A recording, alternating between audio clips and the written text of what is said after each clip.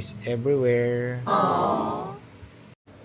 Yo guys, so si Moto Yo nagbabalik. So live update lang guys. So okay naman tayo, malakas pa naman.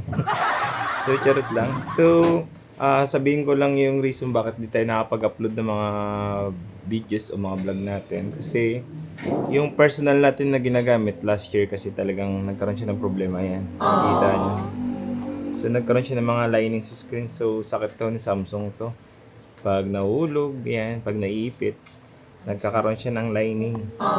So eto is nag-canvas na rin ako, medyo pricey. So ngayon is nakabili tayo ng new phone natin for vlogging. So hopefully na magtuloy-tuloy yung ano natin pag bablog natin. So tuloy natin to guys, sinasimulan natin kahit patagal na. So yun lang guys. Kung di ka pa nakapollow guys, follow mo naman ako. Baka naman. Bye-bye.